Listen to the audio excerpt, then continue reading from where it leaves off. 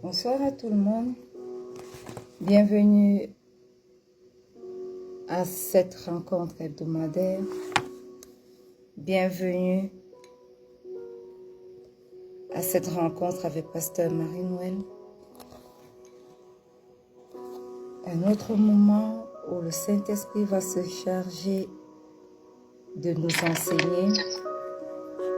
Un autre moment où le Saint-Esprit va se charger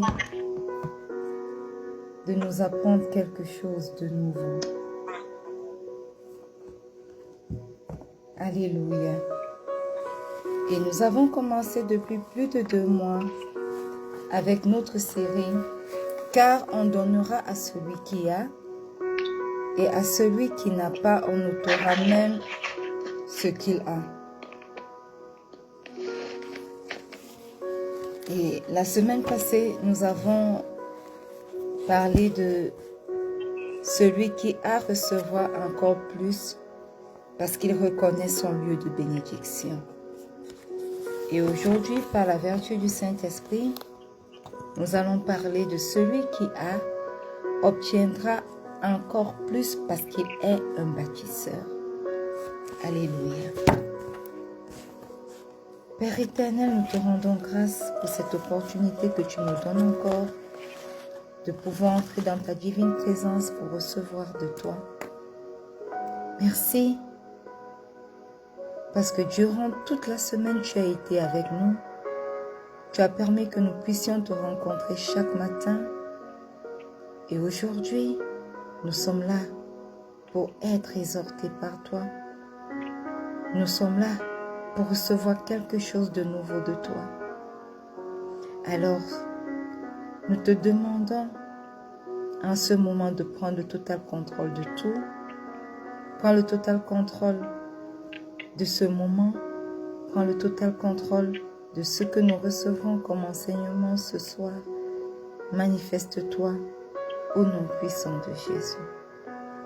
Alléluia.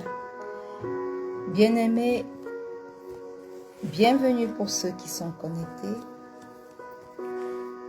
Et donc, aujourd'hui, comme je l'ai dit au tout début, nous allons parler de celui qui a obtiendra encore plus parce qu'il est un bâtisseur. Et c'est quoi un bâtisseur? Un bâtisseur, c'est simplement celui qui est capable de bâtir quelque chose. Cela peut être une maison, cela peut être un projet, cela peut être une vision. Mais aujourd'hui, nous allons nous focaliser sur le bâtisseur d'une maison. Qu'est-ce que la Bible nous dit sur ceux qui bâtissent? Parce que la Bible est remplie d'enseignements. Et oui, la Bible nous parle de ceux qui bâtissent. Alléluia. Plusieurs personnes ne bâtissent pas. Mais nous sommes appelés à bâtir sur cette terre. Et également, pendant que nous sommes sur cette terre, nous sommes appelés à bâtir pour notre prochaine vie, c'est-à-dire spirituellement. Donc aujourd'hui, je vais vous donner, selon le temps qui nous est imparti, 6 ou 7 raisons pour lesquelles nous devons bâtir des maisons. Et pourquoi la Bible, lesquelles construisent des maisons revient à suivre la Bible. Et 6 ou 7 raisons pour lesquelles construire des maisons revient à suivre la Bible. Beaucoup de personnes vont dire, ce n'est pas biblique, la Bible ne parle pas de ça.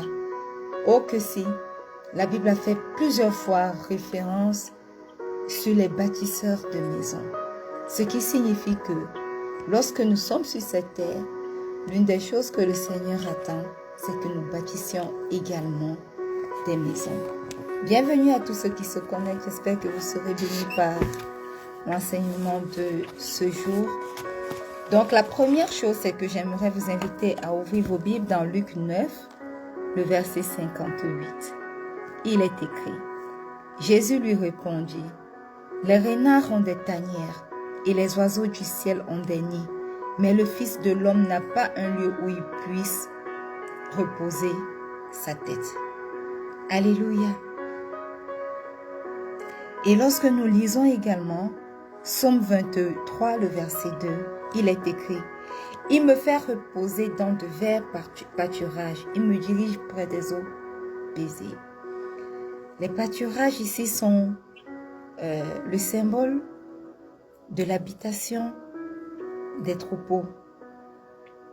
Alléluia. Des brebis, parce que lorsqu'on parle des verts pâturages dans Psaume, on parle du berger et de sa brebis. Alléluia. Ce qui signifie que quoi? Ce qui signifie que même les brebis ont un lieu d'habitation sur cette terre. Et dans Luc 9, le verset 58 que nous avons lu, même les renards ont des tanières, ont des lieux d'habitation. Les oiseaux du ciel ont des nids, ont des lieux d'habitation. Mais le Fils de l'homme n'a pas un lieu où il puisse reposer sa tête. Le Seigneur parlait à ses disciples pour leur expliquer combien important nous devons avoir un lieu d'habitation. Alléluia. Lui, il est venu sur cette terre, il n'avait pas un lieu d'habitation, mais il exhortait ses disciples à avoir un lieu d'habitation. Pourquoi? Parce qu'il serait étrange que les animaux de la terre, les oiseaux des cieux, aient un lieu où ils peuvent se réfugier et que nous, en tant qu'êtres humains, qui sommes de loin supérieurs à ces animaux, à ces oiseaux des cieux, nous n'ayons pas un lieu d'habitation. Voilà pourquoi, premièrement, avoir une maison, bâtir une maison est une instruction de la Bible. Alléluia. Donc, que maintenant, beaucoup de ceux qui disent « ce n'est pas important d'avoir une maison » commencent à reconsidérer leur voie. Parce que la Bible nous exhorte à bâtir des maisons. La deuxième raison, nous allons lire dans Proverbe 19, le verset 14, il est écrit: « On peut hériter de ses pères une maison et des richesses, mais une femme intelligente est un don de l'Éternel. » Même la Bible reconnaît qu'un homme est capable de bâtir pour que ses enfants puissent hériter de lui. Alléluia. Parce que si nous n'avons pas de maison, alors comment pouvons-nous laisser une maison en héritage à nos enfants? Alléluia. Comment pouvons-nous être de bons parents et ne pas laisser un héritage à nos enfants? Oui, d'autres personnes laissent de l'argent en héritage, d'autres personnes laissent une bonne éducation en héritage. Mais voyez-vous, la Bible parle on peut hériter de son père une maison et des richesses pour montrer l'importance qu'est une maison comme un héritage pour ses enfants. Donc, notre deuxième raison aujourd'hui, c'est que la Bible nous enseigne le besoin qu'ont les chrétiens de donner à leurs enfants une maison en héritage. Alors, si vous êtes chrétien, sachez que c'est important que vous bâtissiez pour laisser à vos enfants. C'est ce que la Bible nous recommande de faire. Nous ne voulons pas nous arrêter sur ce que feront ces enfants-là avec ce que nous avons bâti. Nous, en tant que parents, nous devons suivre les instructions de la Bible. Nous devons bâtir pour nos enfants. Le troisième point, dans Jérémie 29, le verset 5 dit: « Bâtissez des maisons et habitez-les, plantez des jardins et mangez-en les fruits. Alléluia. Voyez-vous, même dans les temps anciens, le Seigneur s'est exprimé à travers des prophètes, demandant à son peuple de bâtir des maisons pour eux-mêmes. Pas des maisons pour lui, mais des maisons pour eux-mêmes, où ils pourront habiter, où ils pourront planter des jardins et manger les fruits de ce jardin. Voilà pourquoi c'est important de bâtir des maisons. Voilà pourquoi il est important de devenir un bâtisseur. Alléluia. Quatrième raison, nous allons lire dans le livre des Autres, le chapitre 1, le verset 21. Parce que les sages-femmes avaient eu la crainte de Dieu, Dieu fit prospérer leur maison. Ici, il s'agit du peuple de Dieu en captivité en Égypte. Et le peuple d'Israël se multipliait rapidement. Et Pharaon s'est rapproché des sages-femmes qui aidaient les femmes hébreues à donner naissance et leur a proposé de tuer tous les nouveau-nés qui étaient mâles contre forte récompense. Mais ces sages-femmes ont eu la crainte de Dieu et n'ont pas suivi les instructions de Pharaon. Et parce qu'elles n'ont pas tué tous ces mâles, ces enfants mâles qui naissaient, la Bible dit que le Seigneur a fait prospérer leur maison. Bien-aimés, voyez-vous, ici, le Seigneur, on n'a pas dit que le Seigneur les a remplis de richesses. Mais le Seigneur a fait prospérer leur maison. Alléluia. Voyez-vous, bien-aimés, la capacité à bâtir une maison est décrite ici dans ce verset comme une bénédiction spécifique provenant de Dieu. Alléluia. Dieu nous bénit afin que nous puissions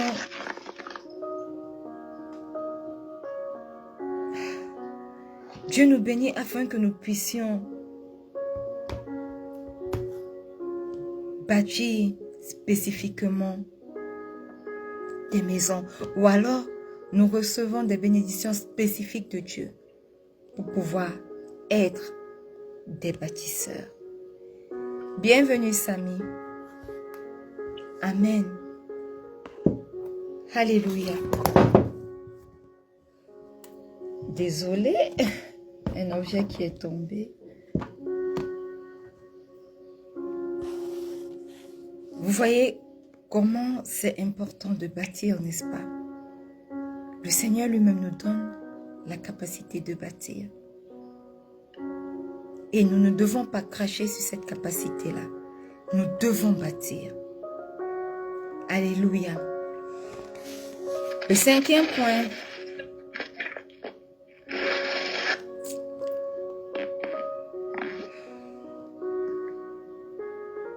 Nous allons lire dans Proverbe 24, le verset 3. C'est par la sagesse qu'une maison s'élève et par l'intelligence qu'elle s'affermit. Bien-aimés, nous voyons à travers ce verset que la capacité à bâtir une maison est vue comme une sagesse qui nous vient de Dieu. Ceux qui bâtissent reçoivent la sagesse pour bâtir de Dieu. Ce n'est pas une chose aussi simple que de bâtir. Et ce n'est non plus une chose ordinaire. Lorsque nous bâtissons, sachant que cela nous vient particulièrement de Dieu. Et c'est une sagesse. Parce que ce n'est pas tout le monde qui reçoit cette sagesse de bâtir. Ce n'est pas tout le monde qui est capable de bâtir. Et le dernier point que nous allons voir aujourd'hui, c'est dans Marc, se trouve dans Marc 10, le verset 29 au verset 30, il est écrit. Jésus leur répondit, « Je vous le dis en vérité, il n'est personne qui, ayant quitté à cause de moi et à cause de la bonne nouvelle sa maison, ou ses frères, ou ses sœurs, ou sa mère, ou son père, ou ses enfants, ou ses terres, ne reçoivent au centuple présentement dans ce siècle-ci des maisons, des frères, des sœurs, des mères, des enfants et des terres, avec des persécutions et dans le siècle à venir, la vie éternelle. » Alléluia. Dans ce verset, le Seigneur Jésus promet à ses disciples des maisons pour les récompenser de l'avoir suivi. Ce qui signifie que quoi? Ce qui signifie que lorsque nous bâtissons, cela est un don de Dieu. Voilà pourquoi celui qui a devient un bâtisseur. Amen. Voyez-vous combien il est important de bâtir sur cette terre. Beaucoup pensent que, et c'est la tendance aujourd'hui, parce que malheureusement le monde est devenu tellement corrompu que nous voyons des enfants qui s'entre-déchirent à cause des héritages que leurs parents les ont laissés.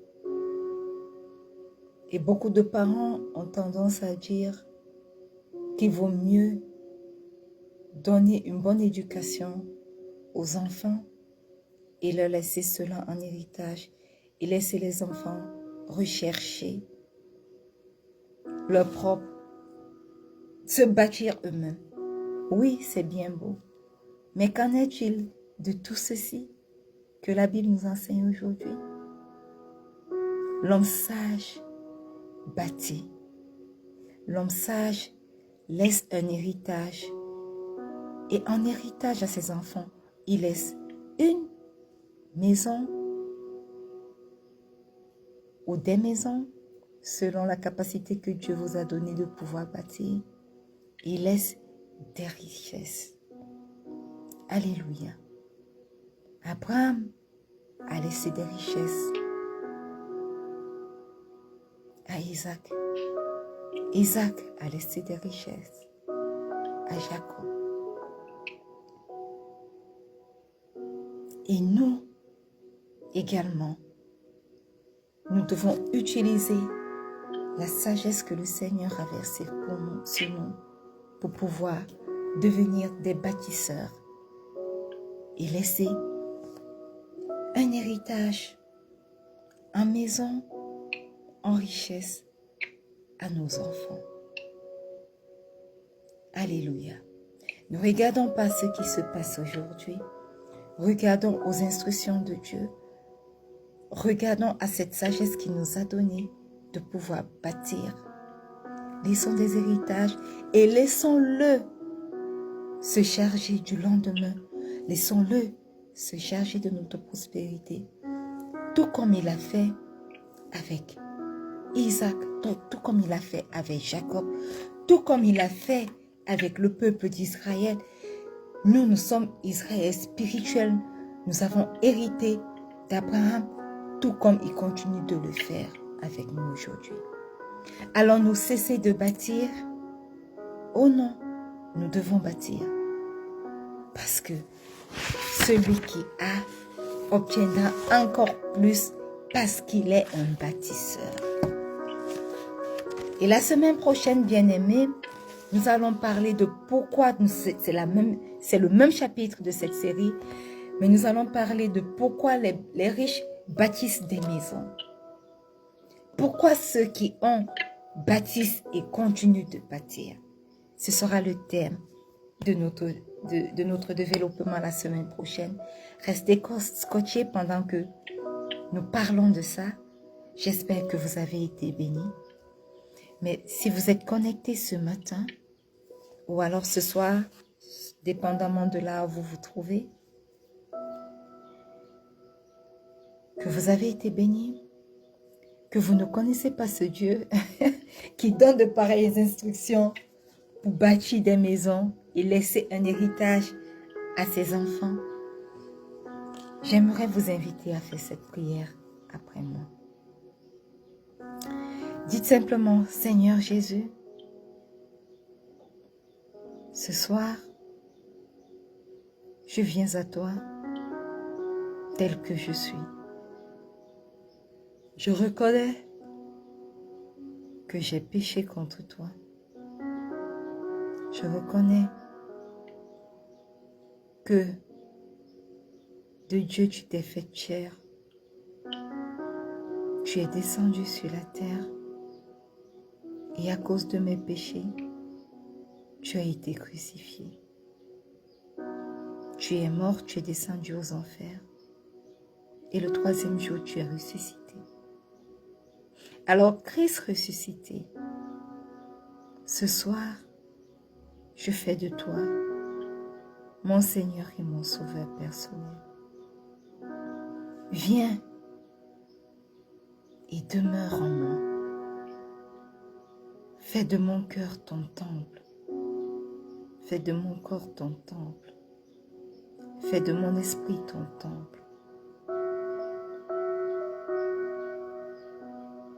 Et écris mon nom dans le livre de vie, afin qu'un jour, je sois au paradis avec toi.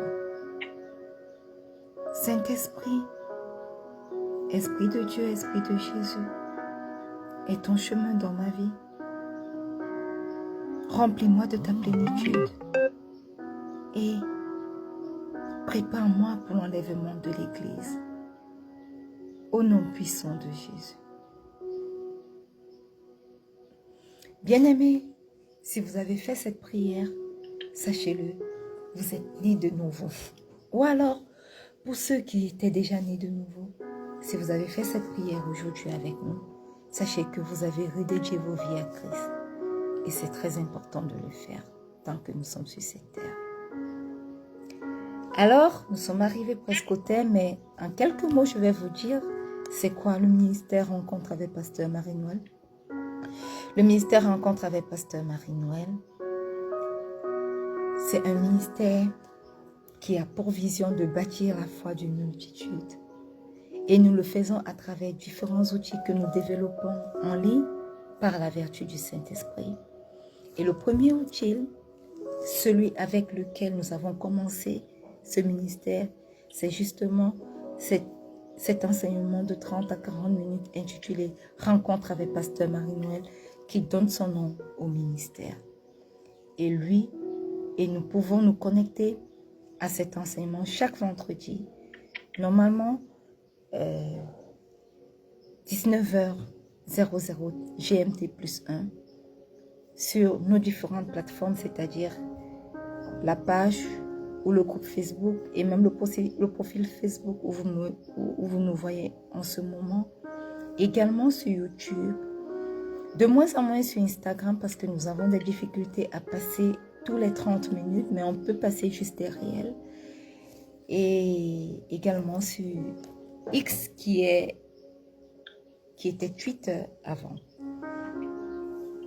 Donc, cette exhortation, cet enseignement se tient chaque vendredi, comme ceci, et nous avons des replays chaque lundi et chaque jeudi, 19h00 GMT plus 1 sur toutes nos plateformes. Rencontre avec Pasteur Marie-Noël, c'est 30 minutes de prière matinale chaque matin à partir de 4h30. Nous prions l'Éternel pour lui confier la nouvelle journée. Et oui, nous lui confions tout. Et à partir de ces moments de prière, nous viennent les thèmes de prière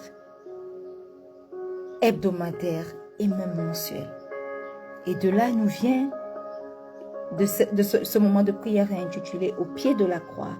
Et au pied de la croix nous vient la rubrique « Déclare avec moi » qui est une déclaration forte que nous faisons sur notre semaine, chaque début de semaine et tout au long de la semaine pour donner un temps, pour donner le temps à notre semaine de manière spirituelle, nous déclarons que cette semaine est notre semaine 2 et cette semaine est notre semaine qui peut taper.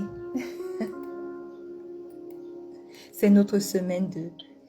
La pluie viendra sur notre pays. Alléluia.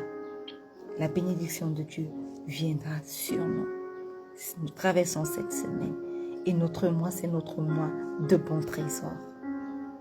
Alléluia. Donc, tous ces thèmes, cette déclaration nous vient de la rubrique au pied de la croix. Chaque matin, de lundi à vendredi, nous prions au pied de la croix, 4h30 GMT, et nous faisons des prières aux portes du mois, chaque fin de mois, en soirée. Rencontre avec Pasteur Marie-Noël, c'est également la rubrique Une parole d'encouragement qui normalement passe chaque mercredi. Et il y a un replay le samedi et le mardi. C'est 3 à 5 minutes d'encouragement parce que tant que nous vivons dans ce monde, nous avons des moments de difficulté. Nous faisons face à des épreuves. Et le Seigneur a dit, encourage mon peuple. Et nous le faisons dans ce ministère à travers une parole d'encouragement aujourd'hui avec Pasteur Marie-Noël. Nous le faisons également avec Rechercher la face de Dieu, qui est une citation biblique. Une citation couplée d'un verset biblique. Et l'autre rubrique que nous avons également, c'est le verset de la semaine. C'est un verset biblique tiré également de notre prière de la semaine. Et nous voulons au moins mémoriser un verset de la Bible pour nous permettre de grandir spirituellement. Et enfin, en rencontre avec Pasteur Marie-Noël, c'est la rubrique Here Through the Bible, parce que durant toute cette année, nous avons parcouru la Bible, nous avons posté les lectures chaque jour et nous avons lu la Bible. Et aujourd'hui, en réalité, nous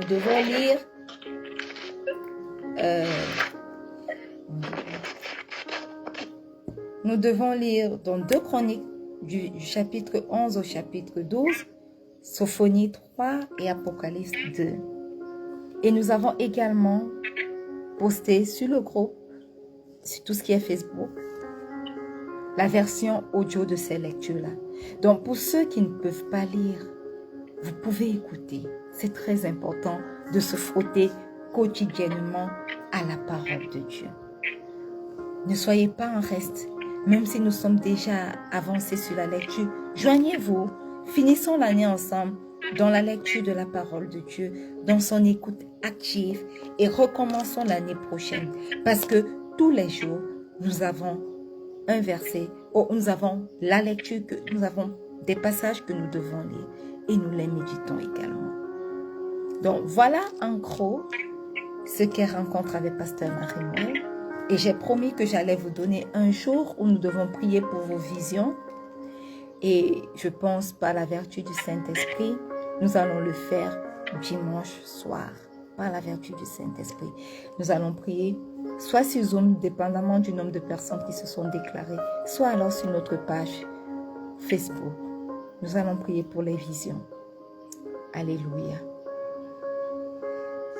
Voilà en gros ce qu'est le ministère Rencontre avec Pasteur Marie-Noël.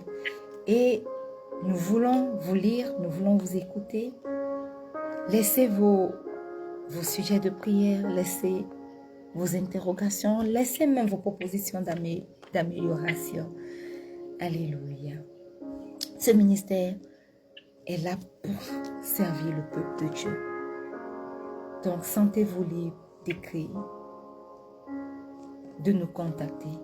Et par la vertu du Saint-Esprit, nous allons agir. Alors, la bénédiction de ce jour est tirée du livre de Psaume 34, le verset 9. Il est écrit: Goûtez et voyez combien l'Éternel est bon. Heureux l'homme qui cherche refuge en lui. Alors étendez vos mains vers moi tandis que j'étends les mains vers vous. Éternel, éternel, éternel, je te rends grâce pour ce que tu trouves plaisir, tu trouves du bonheur à bénir ton peuple. Et aujourd'hui, tu nous dis que nous sommes heureux si nous cherchons refuge en toi. Et tu nous demandes de goûter et de voir combien toi, tu es bon. Éternel, par la vertu du Saint-Esprit ce matin, je sors ce passage de Psaume 34, le verset 9 de ta parole, et je plante ce verset dans la vie de quelqu'un connecté ce matin au nom puissant de Jésus.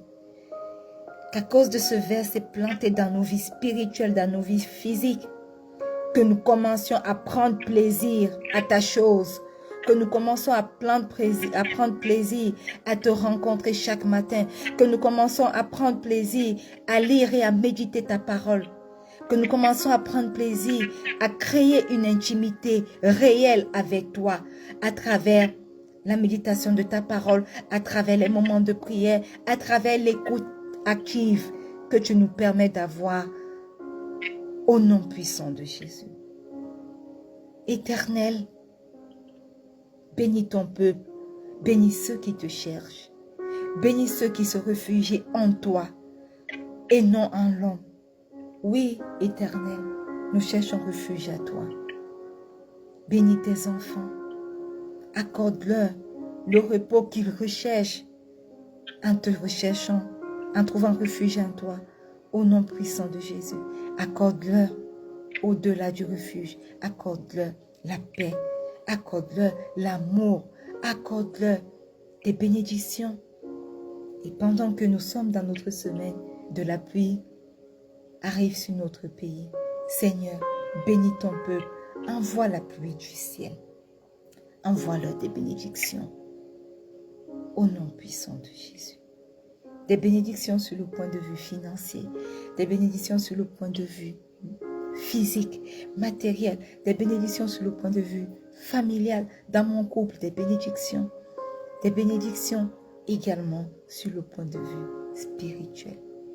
Manifeste-toi et que cette parole nous tienne, nous garde jusqu'à notre prochaine rencontre où tu nous donneras une nouvelle parole au nom puissant de Jésus et que le peuple de Dieu dise un grand Amen. Alléluia. Bien-aimés, nous sommes arrivés au terme de ce moment. Nous sommes arrivés au terme de cette rencontre. Sentez-vous libre de repartir, de réécouter. Sentez-vous libre de faire des commentaires, d'envoyer vos préoccupations, de laisser vos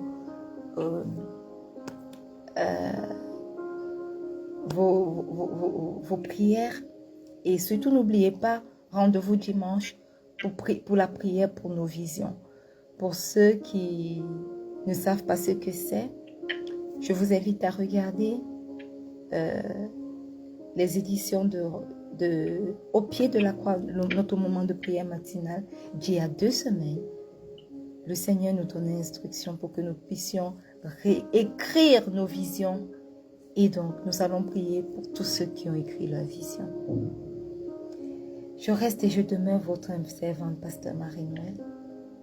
Je vous aime, mais sachez que le Seigneur Jésus vous aime encore plus. Soyez bénis. Cherchez une bonne église où vous allez persévérer avec les frères et les sœurs. Plongez-vous dans la lecture et la méditation de la parole de Dieu. Priez. Et si vous avez des difficultés à le faire, connectez-vous simplement à ce moment, à ce ministère. Allez dans ce qui est passé, écoutez les prières, priez, que ces prières vous aident à prier. Shalom.